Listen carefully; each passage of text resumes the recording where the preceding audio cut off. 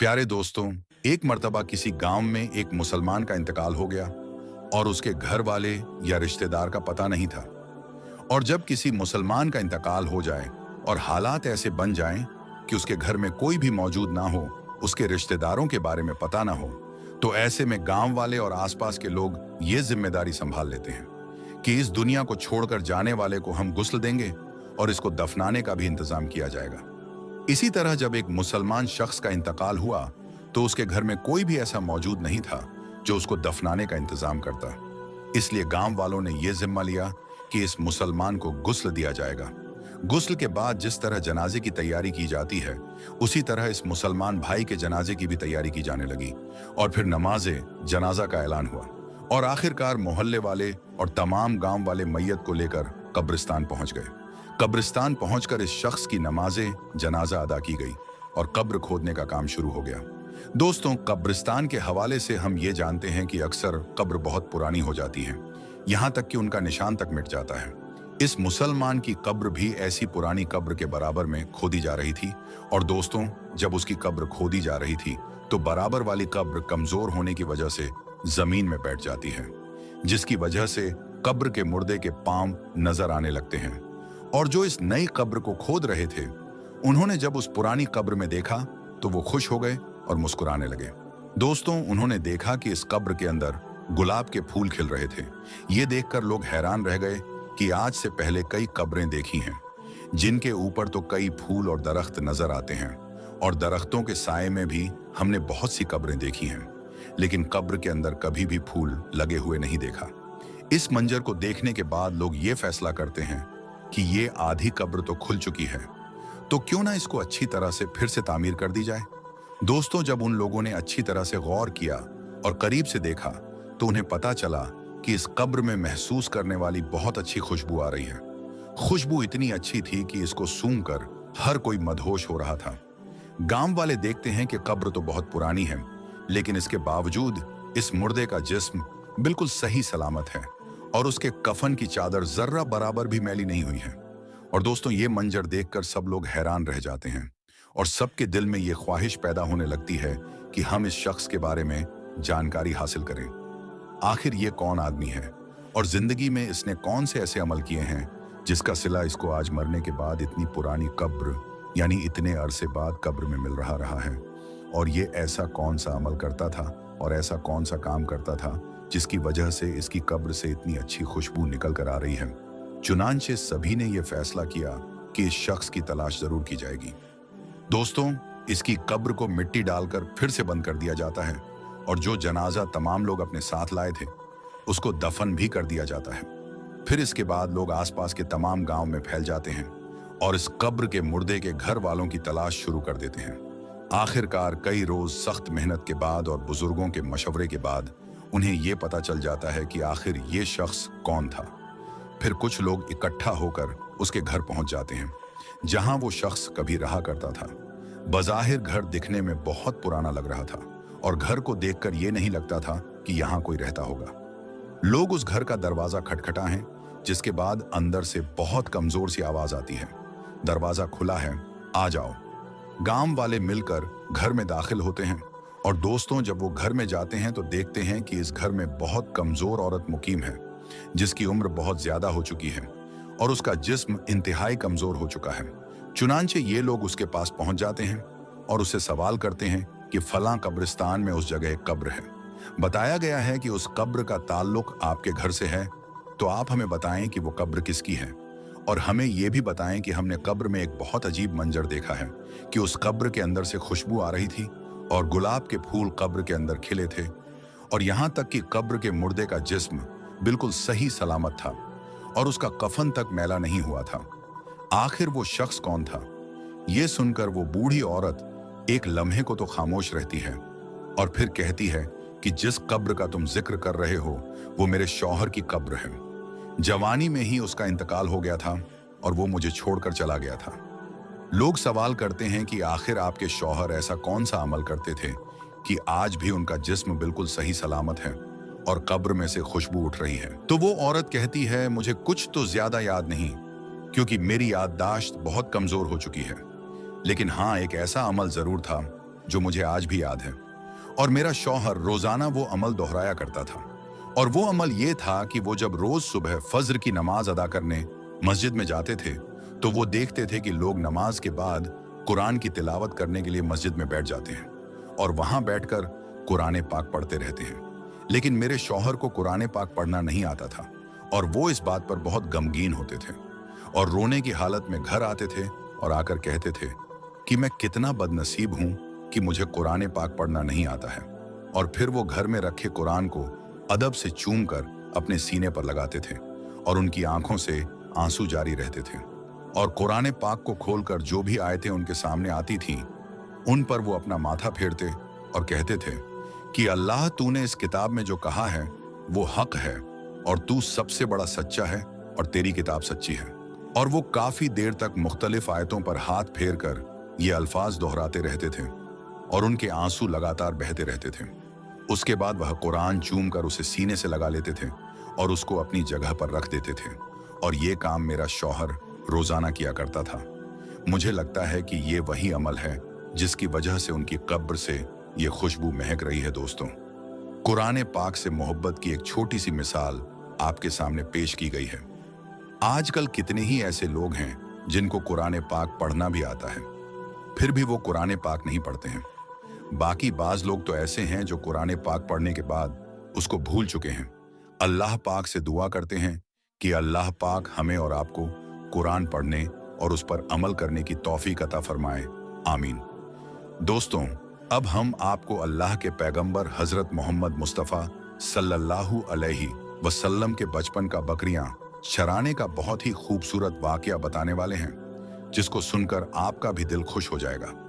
आज की वीडियो को आखिर तक जरूर देखें और अगर आपको अल्लाह के प्यारे नबी हजरत मोहम्मद मुस्तफ़ा सल्लल्लाहु अलैहि वसल्लम से सच्ची मोहब्बत है, यानी आप आशिक रसूल हैं, तो बस इस वीडियो को एक लाइक करके कमेंट में या रसूल अल्लाह जरूर लिखें।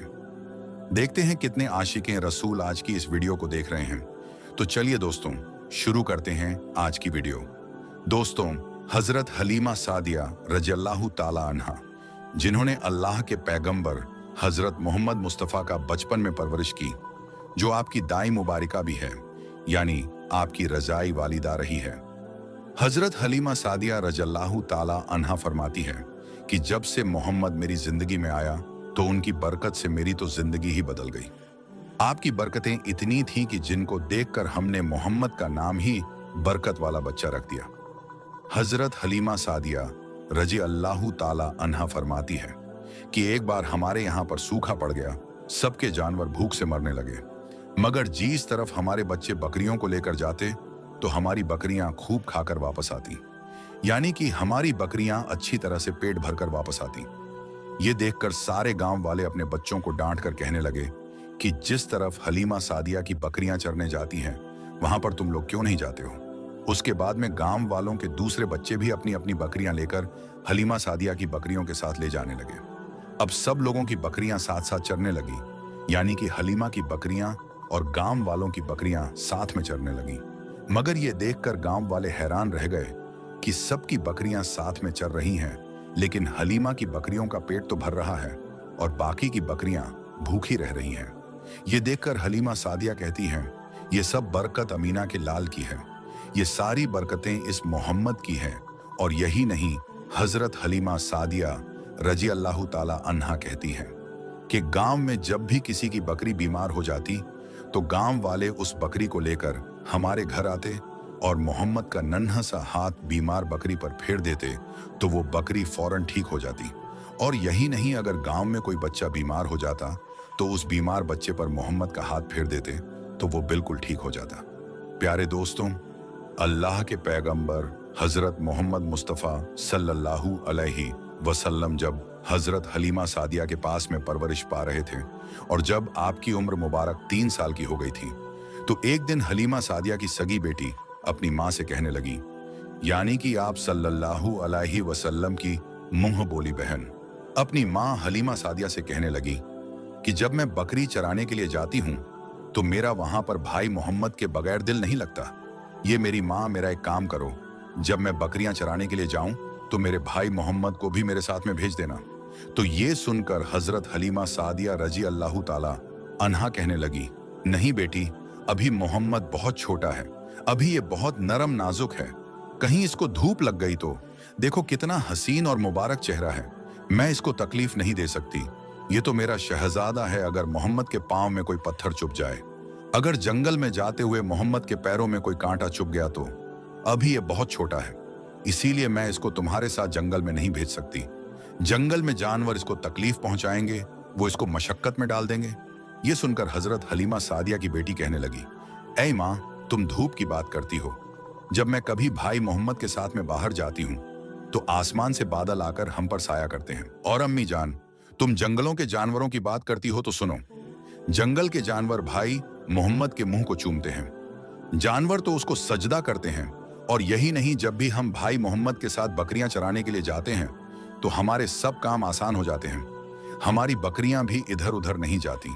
जब हजरत हलीमा सादिया की बेटी बार बार इसरार करने लगी तो हजरत हलीमा सादिया ने इजाजत दे दी। उसके बाद दूसरे दिन अल्लाह के पैगंबर हजरत मोहम्मद मुस्तफ़ा सल्लल्लाहु अलैहि वसल्लम अपनी बहन और बकरियों के साथ जंगल में बकरियां चराने के लिए निकल पड़े। आसमान से एक बादल का टुकड़ा आप पर साया किए हुए था। इस तरह से 4-5 दिन आप सल्लल्लाहु अलैहि वसल्लम अपनी मुंह बोली बहन के साथ बकरियां चराने के लिए जाते रहे। एक दिन हजरत हलीमा सादिया रजी अल्लाह ताला अन्हा ने आप सल्लल्लाहु अलैहि वसल्लम को रोक दिया और कहने लगी, बेटे मोहम्मद, आज के बाद तुम बकरियां चराने के लिए नहीं जाओगे, क्योंकि अब मैं तुम्हें और तकलीफ नहीं दे सकती। ऐ मेरे बेटे, मुझे तुमसे बहुत मोहब्बत है। एक तो मुझे तुम्हारी ये दूरी बर्दाश्त नहीं होती, और दूसरी बात, तुम मेरे पास बहुत ही अजीज अमानत हो, इसीलिए आज से तुम बकरियां चराने के लिए नहीं जाओगे, तुम अब घर में ही रहोगे। इस तरह हजरत हलीमा सादिया ने पैगंबर हजरत मोहम्मद मुस्तफ़ा सल्लल्लाहु अलैहि वसल्लम को बकरियां चराने से रोक दिया। फिर आप अपनी बहन के साथ जंगल में एक दिन नहीं गए, उसके बाद दूसरे दिन भी नहीं गए। इसी तरह से 3 दिन तक बकरियां चराने के लिए जंगल में नहीं गए तो तीसरे दिन हजरत हलीमा सादिया रजी अल्लाह ताला अन्हा ने देखा कि उनकी बेटी रोती हुई उनके घर आई। ये देखकर दाई हलीमा ने पूछा, यह मेरी बेटी, क्या हुआ, क्यों रो रही हो? तो बेटी कहने लगी, अम्मा, हमारी एक बकरी को जंगल में एक भेड़िया उठाकर ले गया है। जब दाई हलीमा ने अपने बेटी के मुंह से ये बात सुनी तो दाई हलीमा की आंखों में आंसू आ गए। जब अल्लाह पैगंबर हजरत मोहम्मद मुस्तफ़ा सल्लल्लाहु अलैहि वसल्लम ने अपनी माँ हलीमा सादिया रजी अल्लाह ताला अन्हा की आंखों में आंसू देखे तो आप सल्लल्लाहु अलैहि वसल्लम के आंखों में से आंसू बहने लगे, क्योंकि आपका दिल बचपन से ही बड़ा नरम था, किसी का भी दुख आपसे बर्दाश्त नहीं होता था, और दाई हलीमा तो आपकी वालिदा मोहतरमा थी। फिर आप सल्लल्लाहु अलैहि वसल्लम कहने लगे, अम्मी जान, आप रोती क्यों हो? हलीमा सादिया कहने लगी, यह बेटा मोहम्मद हमारी एक बकरी को जंगल में एक भेड़िया उठाकर ले गया, पता नहीं अब हमारी बकरी के साथ वो क्या करेगा। तो ये सुनकर अल्लाह के प्यारे नबी सल्लल्लाहु अलैहि वसल्लम ने फरमाया, अम्मी जान, आप रोना बंद कर दो, हम हमारी बकरी को अभी वापस लेकर आते हैं। ये बात सुनकर अम्मा हलीमा सादिया कहने लगी, नहीं मेरे बेटे, आप जंगल में मत जाना, भेड़िया खतरनाक होते हैं, वो कहीं आपको नुकसान ना पहुंचा दे। इसी तरह दाई हलीमा मना करती रही, लेकिन आप सल्लल्लाहु अलैहि वसल्लम नहीं माने और कहने लगे, नहीं अम्मा, हम अभी के अभी हमारी बकरी को वापस लेकर आते हैं। उसके बाद अल्लाह के पैगंबर हजरत मोहम्मद सल्लल्लाहु अलैहि वसल्लम बकरी की तलाश में जंगल पहुंच गए और एक सदा लगाई। सदा दी आपने, ऐ साकीने सहरा, इधर आओ, मेरी अम्मी की बकरी ले गया है, कौन बतलाओ। सदा सुनते ही सारे भेड़िए जानवर सब आए झुकाकर सर सलामी दी अदब उनका बजा लाए, ये जंगल के जानवरों, मेरी अम्मा हलीमा की बकरी वापस कर दो। बस आप सल्लल्लाहु अलैहि वसल्लम का इतना ही फरमाना था कि जंगल के तमाम जानवर बकरी को साथ लिए दौड़ते हुए आए और उनके कदमों में झुककर सलामी देने लगे। इतना कहकर वो भेड़िए आपके कदमों में बैठ गए और निहायत ही अदब के साथ कहने लगे, ऐ अल्लाह के नबी, आप पर हमारी जान कुर्बान। इतना सुनकर आप सल्लल्लाहु अलैहि वसल्लम ने फरमाया, ये जानवरों, क्या आपको मालूम नहीं था कि ये बकरी हमारी अम्मा हलीमा की है? बताओ, तुमने हमारी अम्मा को तकलीफ क्यों दी? क्या आपको मालूम नहीं अभी भी हमारी अम्मा रो रही हैं? आपने क्यों हमारी अम्मा की बकरी को उठाया? तो वो जानवर कहने लगे, ऐ अल्लाह के रसूल, आप बकरियां चराने के लिए कुछ दिन तो जंगल में आए, उस वक्त हम छुप छुप कर आपके हुस्न का दीदार करते रहे और देखते थे कि इस कायनात के बनाने वाले ने अपना महबूब कैसा बनाया। ऐ अल्लाह के रसूल, उसके बाद आपने जंगल में आना ही बंद कर दिया। 3 दिन गुजर गए, आप जंगल में तशरीफ न लाए। तो ये देखकर हम सब ने यही सोच लिया, पकड़ लो एक बकरी, आप फिर तशरीफ लाएंगे। इसी हीले से हम सब आपका दीदार कर पाएंगे कि अगर अल्लाह के रसूल सल्लल्लाहु अलैहि वसल्लम के हुस्न का दोबारा दीदार करना है तो हलीमा की बकरी को उठा लाओ। मोहम्मद उस बकरी को छुड़ाने के लिए जरूर आएंगे, क्योंकि वो अपनी माँ को रोता हुआ नहीं देख पाएंगे, और इस तरह से हमारा दीदार मुस्तफ़ा होगा। और वो जानवर कहने लगे, ऐ अल्लाह के रसूल, आप पर हमारी जान कुर्बान। बहाना तो इस बकरी का था, लेकिन हमारा मकसद सिर्फ आपका दीदार करना था, इसीलिए हमने आपकी अम्मा की इस बकरी को निशाना बनाया। तो दोस्तों, देखा आपने मोहब्बत का ये मंजर। इन जानवरों में शेर जो खूंखार माना जाता है वो भी था, भेड़िए जो खूंखार माने जाते हैं वो भी थे, जंगल में जितने भी खूंखार जानवर थे वो भी इस जानवरों में शामिल थे। दोस्तों, अगर एक बकरी को कोई भेड़िया उठा ले जाता है, कोई शेर उठा ले जाता है, तो उसे छोड़ता नहीं है, उसे अपनी खुराक बना लेता है। लेकिन आप यहाँ पर इस मोहब्बत को देखिए कि जानवर भी जिसको सजदा करते हैं, ऐसे हैं हमारे नबी सल्लल्लाहु अलैहि वसल्लम। दोस्तों, उम्मीद करते हैं कि आपको आज का ये वाकया बहुत पसंद आया होगा। अगर आपको ये वीडियो पसंद आया है तो इस वीडियो को आप एक लाइक करें, अपने दोस्तों में स्वाब की नीयत के साथ जरूर शेयर करें। हम मिलेंगे आपको अगली वीडियो में, तब तक के लिए अल्लाह हाफिज।